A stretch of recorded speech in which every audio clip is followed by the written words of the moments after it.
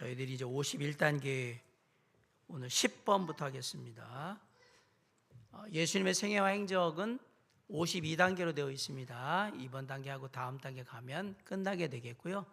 그 시간이 지나서는 저희들이 성령의 열매에 대한 설교를 잠깐 하고 그 다음에 사도행전부터 계시록까지 신약 맥잡기 마지막 부분을 다 갈 거예요. 한번 살펴보시면서 같이 즐겁게 참여해 주시면 좋겠습니다. 자, 신약 맥잡기 예수님의 생애와 행적. 자, 여러분 51단계의 10번 십자가 상에서의 예수님을 한번 보겠습니다. 십자가 상에서의 예수님을 보시면 병사들이 예수님께 마시라고 준 게 나옵니다. 쓸개탄 포도주하고 신포도주 이렇게 나와 있고, 마가복음에는 몰약을 탄 포도주, 그 다음에 몰약 섞은 포도주인데 신포도주 이렇게 나와 있고, 누가복음에는 위에는 없고 밑에는 신포도주, 요한복음에는 없고 신포도주 식초 이렇게 돼 있어요. 무슨 얘기냐면 두 개를 줘요. 하나를 주는 게 아닙니다. 두 개를 줍니다. 두 개를. 처음에 마태복음에서는 쓸개탄 포도주를 줬는데 이거는 정확하게는 쓸개를 섞은 식초예요. 식초. 이게 오래 매달려 있어서 막 사람이 이제 탈진하고 그러면 정신이 몽롱해질 거 아닙니까? 그러면 고통이 이제 정신이 몽롱해지면 고통도 모르거든요. 그럴 때 뭐예요? 정신 똑바로 차리라고 확 우리가 이렇게 산을, 아주 강한 산을 이렇게 코에나 이런 데 대가지고 마시게 하고 이렇게 해가지고 확 정신을 깨우는 거예요. 정신을 깨워야 더 고통스러울 거 아니에요. 그렇게 악랄하죠? 예, 그래서 먹인 겁니다. 쓸개탄 포도주를 줬는데 마태복음에는 섞은 식초죠. 안 마셨어요. 그 다음에 몰약을 탄 포도주, 몰약 섞인 포도주였어요. 그것도 안 마셨다고 나와 있습니다. 누가복음에는 처음에는 준 게 없고 뒤에 신포도주를 줬다. 요한복음도 없고 신포도를 줬다 그랬는데, 자 보시면 두 번째 준 건 다 똑같이 나와 있죠. 신포도주, 식초, 식초. 아주 강한 식초 성분을 줘서 마지막에 하신 거예요. 쓸개나 몰약을 탄 것은 뭐가 문제가 되냐면 이거 마취 성분이 있어요. 그래서 정신을 몽롱하게 하거든요. 이걸 바꿔 얘기하면 어떻게 보면 못 견디겠으면 이거 먹고 그냥 마취해야 되는 거거든요. 진통 효과가 있으니까. 근데 예수님이 고통을 당하시는 데 있어서 그걸 거부하신 거예요. 왜냐하면 인간이 당하는 모든 고통을 내가 다 지고 있는 자라서 약물에 의존해가지고 그렇게 할 수는 없으니까. 우리가 마약에 대한 얘기를 하잖아요. 이게 뭐 어떻게 연결될지 모르겠지만 하나님께서는 약물에 의존해서 고통을 잊는 것을 좋은 방법이라고 생각하지는 않으십니다. 물론 육신의 고통을 어디에 다쳐가지고 그런 걸 이렇게 하는 거라면 멀쩡한 사람이 약을 쓰는 건 안 된단 말입니다. 무슨 얘기인지 아셨죠? 목사님은 아파도 약 먹지 말라고 하는구나. 그게 아니고 정상적인 상태에서는 그렇게 할 이유가 없는 거죠. 아울러서 삶의 어떤 그 괴로움이나 이런 걸 잊겠다고 마약을 하거나 이런 것들은 전혀 성경에서 우리가 해야 되는 삶의 모습과 위배되는 모습입니다. 만약에 성경에서 말하는 우리가 지금 말하는 마약이나 이런 환각성과 가장 가까운 게 이 얘기예요, 이 얘기.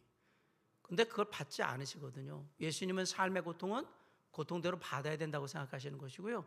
그리고 그건 감내해야 되는 것이라고 생각을 했단 말입니다. 제가 다시 한번 말씀드립니다. 다쳐가지고 이런데 약을 쓰는 걸 지금 반대하는 게 아니라 멀쩡한 사람은 약을 쓰면, 그리고 환각제 같은 걸 쓰시면 안 됩니다. 마약을 하거나 마리아나 하고 대마초하고 이런 건 안 되는 겁니다. 그리고 학생들이 뭐 예전에 서울에서 많이 뭐 시험 기간이 되면 이렇게 향정신성 약품들을 써가지고 막 잠을 안 자고 한다고 그러는데 안 됩니다. 그런 거 쓰는 건 아닙니다. 약은 약사의 처방 조제에 따라서 필요한 때 쓰는 거지 내가 그런 걸 막 쓰고 그러는 게 아니고요. 예, 그렇게 하시면 안 됩니다. 그렇게 쓸 수 있는 약들은 한정돼 있어요. 이게 보통 향정신성이라는 얘기는 의사의 그 쉽게 말하면 진단서가 있어야 되는 것들을 몰래 해가지고 막 받아가지고 하고 이렇게 하면 안 된단 말이에요. 그런 것들을 약국에서 사는 것들은 그런 것들이 크게 되질 않는데 이 의사가 처방해 주는 건 강하시거든요. 아무튼 제가 드리고 싶은 얘기는 그 얘기예요. 약을 함부로 남용하면 안 된다. 예. 예수님께서는 고통은 고통대로 당하시는 게 맞다고 생각하셨기 때문에 피하셨거든요. 이게 뭐 어거지 아닙니까? 라는 이 약물을 쓰는 데 있어서는 주님께서 말씀하시는 것이 우리의 의도와 조금은 맞닿아 있는 부분에서 제가 그냥 참고로 말씀을 드린 거예요. 예수님은 오전 9시 제 3시에 십자가에 달려서 오후 3시경 제 9시에 숨을 거두셨어요. 그럼 몇 시간 달리고 계시죠? 6시간. 십자가에 6시간을 달려 계신 겁니다.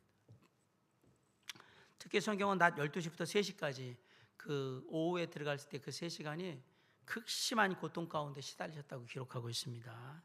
이것은 세상죄에 대한 모든 고난을 당하셨다는 것을 말합니다. 극심한 고통을 당하셨다. 그 고통이 얼마나 심한가? 체험해볼 생각하지 마세요. 예, 큰일 납니다. 예, 일단은 십자가에 못 박히는 것 자체를 참지를 못할 거예요. 생각을 해보세요. 이게 양손하고 발목에다가 그 못을 박아야 되는데 그걸 견딜 수 있겠나? 대부분은 다 까무라칩니다. 이거 이 십자가형을 당할 때 대부분은 여기서 다 까무라쳐가지고 그냥 축 늘어진 상태에서 올라가 있고, 놀랍게도 예수님은 그러지 않으시고요, 그대로 계셨던 거예요. 약한 사람은 그냥 다 까무라친다고 생각하시면 됩니다. 이건 제 얘기가 아니고 기록에 십자가형을 당할 때 대부분이 다 그랬고, 그렇게 까무라친 상태에서 이제 창으로 이렇게 푹 찔러서 만약에 죽게 되면 이제 피와 물을 쏟으면서, 물과 피가 나와요. 피만 나오는 게 아니에요. 사람의 물도 다 나와요. 그럼 이제 사람이 탈수가 되면서 못 견디고 그냥 죽는 거죠. 어느 순간 스르르 죽어 있는 거예요. 십자가형은 그래서 아주 극악한 형벌이에요. 예수님이 그것을 그대로 다 견디고 계셨다는 것은 나의 죄를 향한 극심한 고통을 다 견디셨다는 얘기하고 똑같다라는 얘기를 하는 겁니다. 그 누가 매달려야 되느냐? 누가 매달려야 합니까? 박창신 목사가 매달려야 됩니까? 홍윤표 집사님이 매달려야 됩니까? 아니요, 여러분 혼자 다 개개인이다. 내가 그리스도와 함께 십자가에 못 박혔나니. 저는 한 번도 못 박힌 적이 없는데요. 네, 그렇죠. 그러니까 그렇게 사는 거죠. 내가 그걸 내가 당해야 된다고 생각했다 그러면 이렇게 살겠냔 말이에요. 그런데 우리는 뭐라고 고백해요? 내가 그리스도와 함께 십자가에 못 박혔다. 그것은 내가 못 박힌 게 아니라 예수님이 내 죄를 대신해서 못 박히셨다. 그런즉 이제는 내가 산 것이 아니오, 오직 내 안에 누가? 그리스도께서 사신 것이라. 그래서 이제 내가 육체 가운데 사는 것은 나를 위해서 십자가에 달려주신 누구를 위해서 사는 거야? 그리스도를 위해서 사는 것이라 라고 딱 했던 거예요. 내가 육신을 가지고 이 땅에 살지만 나는 누구를 위해서 산다? 그리스도를 위해서, 예수 그리스도를 위하여 산다. 이번 주 설교에도 빌립보서 3장 4절로 11절에 보면 똑같은 얘기가 또 나와요. 반복돼서. 그리스도를 위해서 사는 거예요. 그 얘기예요. 세상의 죄를, 나의 죄를 대고 십자가에 달려주신 예수 그리스도, 그분의 그 귀하신 사랑과 희생을 기억할 때 내가 그리스도와 함께 십자가에 못 박혔습니다 라고 얘기하면서 내 안에 사는 것은 나를 사랑하셔서 나를 위해서 돌아가셨던 그 예수 그리스도를 위해서 사는 겁니다 라고 고백하게 된다는 얘기입니다. 자, 예수님께서 십자가에서 마지막으로 7개 그래서 말씀을 나누시거든요. 십자가에서 하는 7개의 말씀이 7가지. 첫 번째가 아버지여 저희 죄를 사하여 주옵소서, 자기 하는 것을 알지 못함이니이다. 밑에 있는 군병들이 막 나누고 뭐 이렇게 하고 있으니까, 그러면서 못 박아 죽으라 막 이렇게 얘기하니까 저들은 저들이 하는 걸 모르니까. 그래서 저희 죄를 사하여 주시옵소서. 예수님은 아버지여 여기에 벼락을 내려서 여기 있는 사람들 다 죽여 주시옵소서 그러지 않았어요.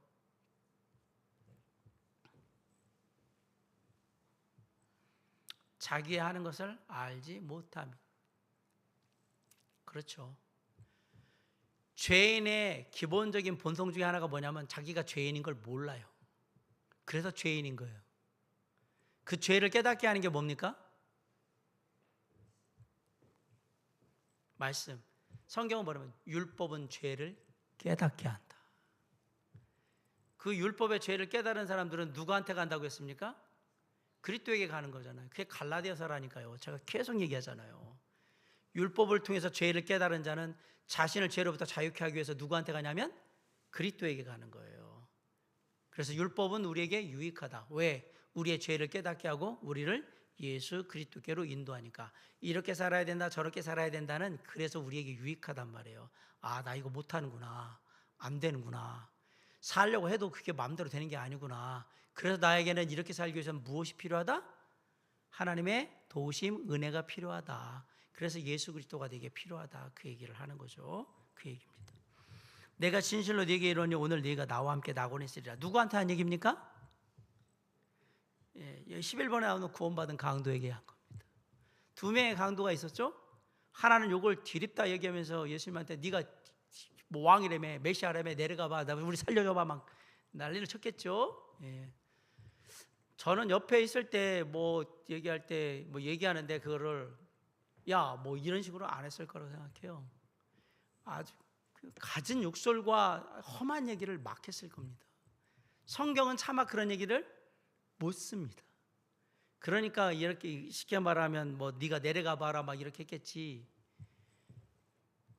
예수님이 저기시라면 메시아라면서요, 저희 한번 가지고 내려가 보시겠습니까? 뭐 이런 아주 뭐 신사적이거나 뭐 젠틀한 모습을 기대하시면 안 됩니다. 여기는 강도입니다. 이 사람들은 사람을 죽인 사람이에요. 정말로 거친 말을 썼을 거예요. 다만 이것을 성경에 기록하기에는 합당하지 않으니까 바꾸는 것뿐이고. 그런데 놀라운 건 옆에 있던 같이 있던 동료 강도가 어디라고 네가 그런 얘기를 막 하냐고. 예수님은 죄가 없으신 분, 이분은 네가 그렇게 입으로 함부로 담아서 뭐라고 하실 분이 아니라고 얘기했던 거죠. 그러자 예수님이 그 강도를 향해서 뭐라고 그래요?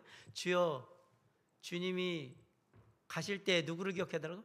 저를 기억해 주십시오. 와, 대단한 거예요. 이렇게 예수님이 조금이라도 정신없으셔가지고 막 그러면 듣지도 못하셨을 거 아니에요. 근데 얘기잖아요. 주님의 나라에 임하실 때 나를 기억해달라고. 이 사람은 한 게 하나도 없어요. 뭐 하나만 했어요? 그냥 주님을 믿고 주님을 존중하는 가운데서 뭐라고 그랬어요? 이분이 나의 삶을 기억해 주길 바라는 마음으로. 그런데 그 말은 되게 당신이 가시는 그곳에 가실 때에 저를 기억해 주시기 원합니다 라고 할 때, 이 예수님이 말씀하시는 하나님의 나라에 대한, 천국에 대한 나라라는 것을 알고 있을까요, 없을까요? 이 사람은 알고 있는 거예요, 이미. 그러니까 뭐라 그래요? 그곳에 가실 때 저를 기억해 달라고 얘기하잖아요. 그거 모르면 죄송합니다, 제 친구가 너무 무례했는데요, 용서해 주시고 안녕히 가세요, 이렇게 하겠죠? 죽으라고 얘기했죠. 그런데 뭐라고요? 이분이 어디에 갈 거라는 걸 알아요? 당신의 나라에 가실 걸 알아요. 이 강도는 또 대단한 거예요. 삶에 그러면 이렇게 생각해 보세요. 삶에 살인까지 저지르고 그렇게 했던 강도지만 이 사람은 그것과 별개로 예수 그리스도에 대한 생각은 완전히 다른 생각을 갖고 있었던 것을 보게 됩니다. 그것을 십자가상에서 고백하는 거거든요. 그러면 뭐 평생 아무것도 안 하다가 거기에서 달랑 그 마디 한마디 했다고 그걸 구원받고 데리고 가고, 예수님도 참 너무한 것 같다, 말 한마디 했다고 데려가요? 그 쉬운 말 한마디를 안 해서 못 가는 거예요. 제가 예수님을 믿습니다, 예수님께서 내 죄를 위해 십자가에 달려 죽으신 것을 믿습니다라는 그 딸랑 그 말 한마디를 못해서 못 가는 겁니다. 말 한마디라고요? 말 한마디에 인생이 바뀌는 겁니다. 생각해 보셨습니까? 이게 말 한마디라고요? 그럼 그렇게 쉬운 말을 너는 왜 못하는데? 당신은 왜 못하는데요? 안 믿으니까, 안 하다 하니까, 택도 없는 소리니까 안 하는 거잖아요. 좋아요. 당신이 안 하는 거에 대해서 난 뭐라고 하지 않아요. 그러나 내가 믿는 하나님은 분명히 계시고 그분은 예수 그리스도시며 그분은 말씀대로 이루시는 분이야. 그분이 있는 한 너는 그 말을 안 한 것으로 인한 그 말의 대가를 지불하게 될 거야. 지불하게 된단 말이에요. 말 한마디가 천냥빚을 갚는 게 아니라 영혼을 좌우했어요. 이거 잘 보세요. 뭐라? 오늘 네가 나와 함께 낙원에 있으리라. 이거 천국 간 거잖아요, 지금. 우리가 사람들에게 끝까지 복음을 전해야 되는 단 하나는 이유는 바로 이걸 되겠어요. 제가 예수 그리스도를 믿습니다. 이 한마디를 위해서 하는 거예요. 주님이 나의 구원자이신 예수 그리스도, 그분을 제가 믿습니다라는 이 한마디 때문에 그런 거예요. 한마디. 성경은 믿음으로 구원받는다고 했지 행함으로 구원받는다고 안 했어요. 행함으로 구원받는다고 안 했어요. 교회도 안 다녔는데? 네. 헌금한 적이 없는데? 네. 뭐 예수님 따라다니면서 뭐 한 적이 없는데? 네. 없습니다. 하나도 한 거 없습니다. 그런데 이 사람은 분명히 주님의 나라에 갔습니다. 왜? 예수님이 분명히 얘기하셨으니까. 뭘로 갔어요? 그래, 믿음의 말 한마디. 이게 아무것도 아니라고요? 그 아무것도 아닌 것을 당신은 왜 말하지 못합니까? 라고 저는 누차 묻습니다. 왜 말하지 못합니까? 그 아무것도 아닌 거, 그냥 입만 열면 쉽게 해줄 수 있는 몇 단 안 돼요. 나는 예수 그리스도를 믿습니다. 몇 마디나 돼요? 몇 마디가 안 되잖아요. 그게. 단어가 달라고 그러면 네 마디밖에 안 되네. 나는 예수 그리스도를 믿습니다. 뭐가 있어? 그걸 뭐 못하잖아요. 못하는 게 아니에요. 안 하는 거지. 안 하기 때문에 안 되는 거예요. 근데 놀라운 것은 이 강도는 그 말을 했어요.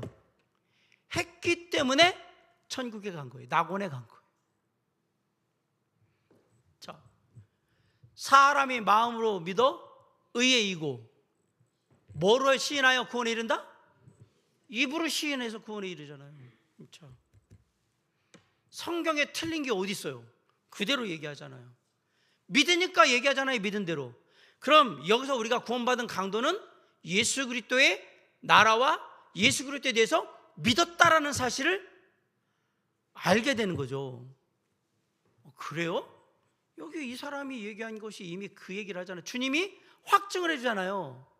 네가 나와 함께 낙원에 있으리라. 이 얘기는 얘가, 이 강도가 믿음으로 나를 바라보고 있다는 걸 주님이 인정하셨다는 얘기 아닙니까? 제 얘기 아니에요. 성경에 있는 얘기를 그대로 하는 거잖아요. 그러면 그러더는 나는 그래도 교회를 몇십 년 다녔는데 막 당신이 교회 몇십 년 다닌 거하고 이거 무슨 상관이 있어? 그래서 우리가 병자들이나 아픈 사람들이나 어떤 사람들한테 급박하지만 복음을 전하면서 마지막에 듣고자 하는 건 그거예요. 제가 예수 그리스도를 믿습니다.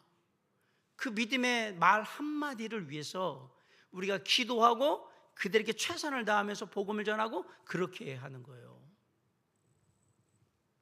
놀랍게도 제가 있잖아요. 세상에서 가장 억세게 운이 좋은 사람이라고.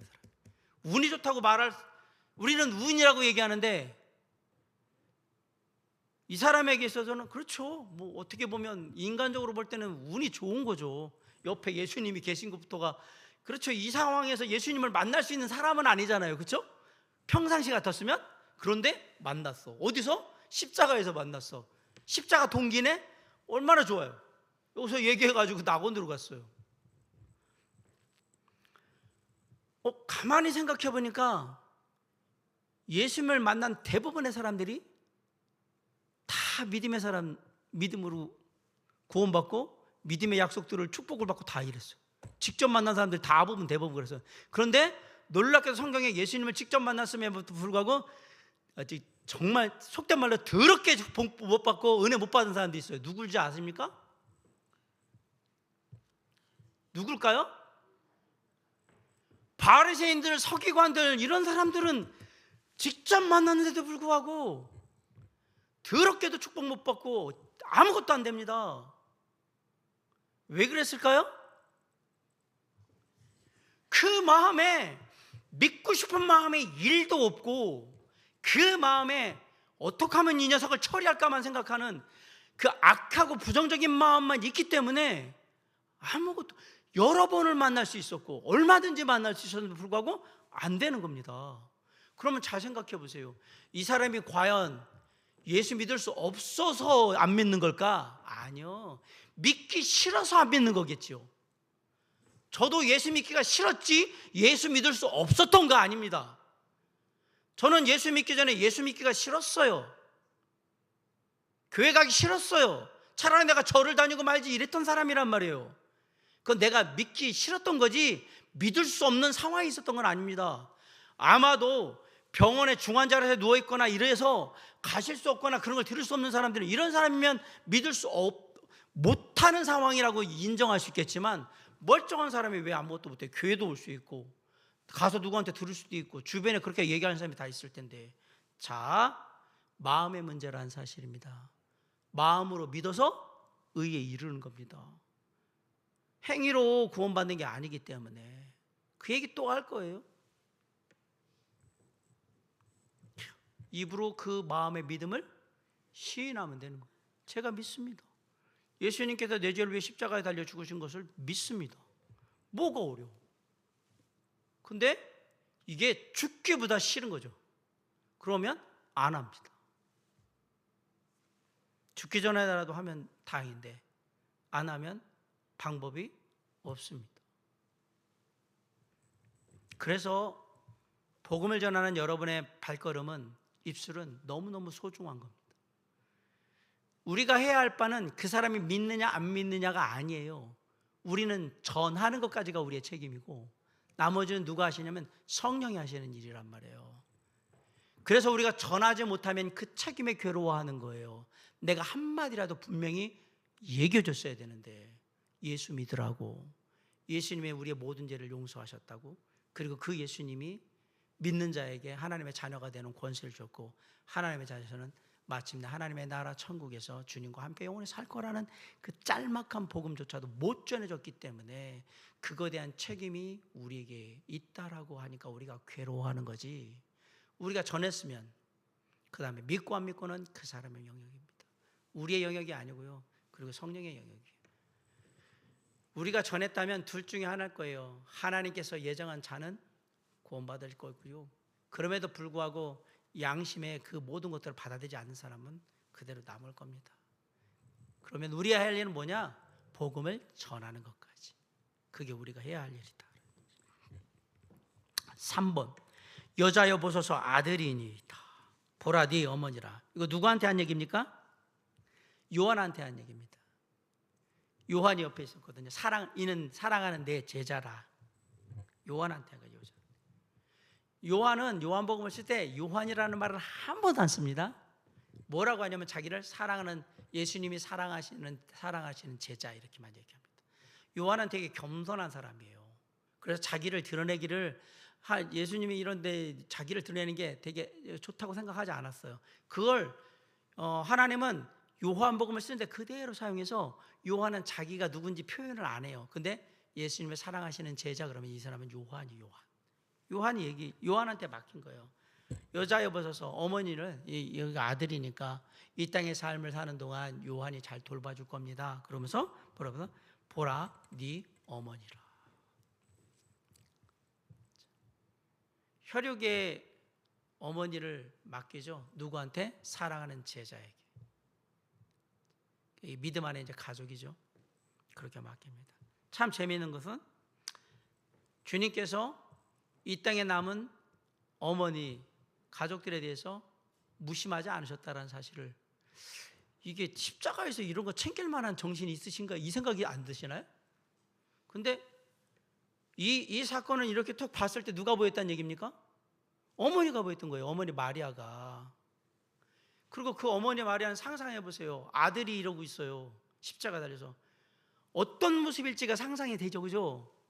그 어머니의 자신이 문제가 아니라 그렇게 하면서 진짜 속이 아닌 진짜 죽을 것 같은 고통 속에 있는 저 육신의 어머니를 바라보는 마음으로, 그러나 그 마음을 누군가는 돌봐줘야 되기 때문에 딱 맡기고 있잖아요. 예수님이 되게 매정하신 것 같습니까? 아닙니다. 잘 생각해 보세요. 지금 다 살피고 있잖아요. 그리고 끝까지 어머니를 맡기잖아요. 마리아를 요한한테. 그런 거 보면 참 혈육의 어머니지만 그것을 다 아는 예수님의 모습을 보면서 아, 그리스도인은 어떻게 부모님한테 어떻게 해야 되는구나라는 것들도 또 배울 수가 있어요. 이게 절대 주님은 불효하고 막 이런 거에 대해서 조장한 적이 한 번도 없습니다. 예, 그거 꼭 기억하셔야 돼요. 십자가상에서도 뭐 어머니 마리아를 이렇게 그 배려하는 걸 보면 예수님은 그런 분이 아니라는 걸 우리가 금방 알 수가 있습니다. 네 번째, 나의 하나님 어찌하여 나를 버리시리까? 이건 왜 이런 얘기를 했을까요? 고통이 극에 달한 거예요, 지금. 근데 이 고통을 하나님의 능력으로 이기시면 안 돼요. 지금 인간의 몸으로 겪으셔야 되니까 고통스러우신 거예요. 이거 나가려고 그러면 그냥 다 풀러서 나가실 수 있지만 그러면 아버지의 구원의 계획은 다 깨지는 거란 말이에요. 그래서 어떻게 해요? 이 모든 고통을 오롯이 다 받으셔야 되는 거예요. 그러니까 여기서 말하는 건 나의 하나님 아버지 어찌하여 나를 버리시나이까? 그 얘기는 아버지의 마음이라면 근데 재미있게도 이 표현이 하나님을 향한 원망이라기보다는 그냥 버렸어요. 그래서 원망하는 모습이 아니라 이 육신의 고통을 감당하기가 너무너무 힘듭니다라는 그런 그 마음의 어떤 그 심령을 토로하는 모습으로 보여줘요. 그리고 뒤에 보면 놀랍게도 이제 고통이 끝으로 오니까 거기에 고통에 대한 반응으로 얘기를 하잖아요. 다섯 번째, 내가 목마르다. 이제 탈수가 거의 다 이루어졌다는 얘기죠. 몸에 있는 피와 물이 다 빠지고 있다는 얘기입니다. 그러면서 이제 어떻게 해요? 다 이루었다. 내가 이 땅에서 해야 할 일은 다 했다. 아까 극심한 고통 가운데 어찌하여 나를 이렇게 두십니까? 제가 이런 상황일 때 아버지가 딱 이렇게 해주면 되게 멋있게 왕이 되는 건데 이런 게 아니었다면 예수님이 그냥 나오셔야죠. 근데 그렇게 하면 구원의 계획은 원래 세워진 구원의 계획은 예언은 이루어지지 못합니다. 아버지여 내 영혼을 아버지 손에 부탁하나이다. 내 영혼을 아버지 손에 부탁하나이다. 아버지께 간다는 얘기죠. 예수님의 영혼이 죽으셨냐? 아니요, 안 죽습니다. 우리 영혼도 죽지 않습니다. 육신이 잠시 사라질 뿐입니다. 그래서 내 영혼이라는 건 제가 이제 아버지의 모든 뜻을 마무리하고 아버지께로 가기를 원합니다 라고 얘기하는 거죠. 그런데 바로 가셨냐? 이게 미스테리예요. 왜냐하면 무덤에 이제 3일 동안 들어가시잖아요. 그거 다 좀 이따 얘기해 드릴게요. 자, 구원받은 강도, 예수님과 함께 십자가에 못 박힌 두 명의 강도 중 한 명은 다른 강도와 죄질이 똑같은 강도였으나 예수님을 비방하는 그 강도를 꾸짖으면서 네가 동일한 정죄를 받고서도 하나님을 두려워 아니하느냐고, 우리는 우리의 행한 일에 상당한 보응을 받은 것이니 이에 당연하거니와 이 사람이 행한 것은 옳지 않은 것이 없느니라. 다 옳다. 우리의 행한 죄에 합당한 보응을 받는다고 하는 이 말은 자기의 죄를 인정하는 진정한 회개를 보여준다. 이 강도는 회개할 뿐 아니라 예수님을 믿고 은혜로 구원받은 사람이다. 예수님이여 당신의 나라에 임하실 때에 나를 생각하소서 하는 이 말은 예수님을 믿는다는 의미이다. 아마 살았을 때 예수님에 관한 소문도 들었을 것이고 이 유명한 사람을 한번 만나면서 하는 마음도 가졌을 것이다. 그런데 뜻밖의 죽으면서 그 예수님을 만나게 되면서 자신의 믿음을 고백하게 된 것이다. 또 예수님이 흉악한 무리를 향하여 아버지여 저희를 사하여 주옵소서, 자기 하는 것을 알지 못함이다라고 하시는 말씀을 듣고 자기도 구원받을 수 있다는 소망을 가졌을 거예요. 아마 옆에서 만약에 들었다면 나도 괜찮겠구나, 나도 이렇게 믿겠는데 괜찮을까? 라고 생각했는데 아마도 그랬을 수도 있어요. 그 강도의 기도를 들으신 예수님께서 오늘 네가 나와 함께 낙원에 있으리라고 응답해 주셨다. 이 행악자는 분명히 구원을 얻었다. 왜냐하면 예수님은 헛소리를 하시거나 거짓말하실 분이 아니기 때문이다. 이 강도는 평생 죄만 짓고 악한 일만 하던 사람인데 죽기 전에 회개하고 예수님을 믿어 구원받았다. 전혀 한 일이 없지만 은혜로 값없이 구원받은 사람이다. 에베소 2장 8절 9절에 너희가 그 은혜를 인하여 믿음으로 말미암아 구원을 얻었나니 이것이 너희에게서 난 것이 아니요 하나님의 선물이라 한 말씀대로 된 것이다. 예, 진짜입니다. 12. 예수님의 죽음과 장사. 예수님의 제자인 아르마대 요셉이 빌라도에게서 예수님의 시체를 넘겨받아 정한 세모파라는 건 깨끗한 세마포에 싸서 새로 판 무덤에 장사 지낸다. 니고데모는 향유와 모략 100근을 준비하여 장사 준비를 한다. 대제사장들과 바리새인들은 예수님이 부활했다는 말을 막으려고 무덤을 임봉하고 봉인하고 파수꾼을 세웠죠. 여기 아리마대 요셉은 무덤을 준비했고요. 우리가 잘 아는 공회원 니고데모는 향유와 모략을 준비합니다. 이거는 왕의 그 장래만큼의 양을 준비한 거예요. 여기 제가 니고데모는 어떤 변화를 이뤘는가? 15단계, 42단계. 처음에 예수님을 니고데모가 처음 만났을 때는 언제 왔죠? 밤중에 와가지고 네가 2번 거듭나야 된다 그러니까 어떻게 엄마 뱃속에 들어가요? 이런 또 말도 안 되는 얘기를 하고서 공회원인데 말씀을 그런 얘기를 하고, 중간에 42단계에서는 사람들이 예수님에서 막 힐난하자 뭐라고 그러냐면 니고데모가 그냥 둬라. 다서 이것이 하나님의 뜻이면 하나님의 뜻을 이루실 것이고 아니면 하나님이 심판하실 테니까 지켜보자. 그분이 어떤 분인지 이러면서 이렇게 옹호하는 얘기를 하잖아요. 그리고 어떻게 했어요? 니고데모가 이제 나와요. 커밍아웃 합니다. 그래서 예수님 시신에 이제 우리 옛날 지금 말하면 염하듯이 뭐라 하냐면 향유하고 모략을 발라가지고 이 시신의 이제 부패를 막으면서 그 시신의 냄새를 맡고 이렇게 하는 것들을 한 거예요. 이렇게 된 겁니다. 제가 아까 드리려고 했던 얘기는 그겁니다. 3일 동안 장사를 지내잖아요. 예수님의 영혼은 어디 가셨을까 이 얘기예요. 그러면 이게 죽은 시신에 그냥 영혼이 있었을까? 나중에 제자들을 만났을 때 도마에 보면서 마리아가 오니까 나 만지지 말아라, 내가 아버지께 아직 안 갔다고 얘기를 하잖아요. 그건 과연 영혼에 관련된 얘기일까요? 아마도 그 얘기를 만약에 펀다고 그러면 아직 안 올라가셨나? 그냥 여기 계셨나? 그럼 어디 계셨지? 그걸 몰라요. 뭘 하셨을까? 나중에 물어보세요. 천국 가셔서 물어보시고 아시면 저한테 010-7305 땡땡땡땡으로 전화하셔가지고 어디 계셨대 하고 얘기를 해주세요. 제가 왜 이야기를 드리냐면 예수님의 영혼은 죽은 게 아닙니다.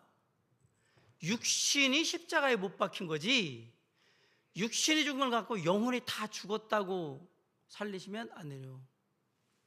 육신으로는 죽으셨고 육신은 죽었고 영으로 살리심을 받았다고 하니까 사람들이 죽었다 자꾸 깨어났다고 생각하는데 그 살림이 아니라 그 영혼이 그 일을 할 수 있도록 이제 역할을 하신다는 얘기거든요. 근데 사람들이 육으로는 죽음을 당하시다 영으로는 살리심 받았다고 이렇게 하니까 영혼이 죽었다 살아났나 보다.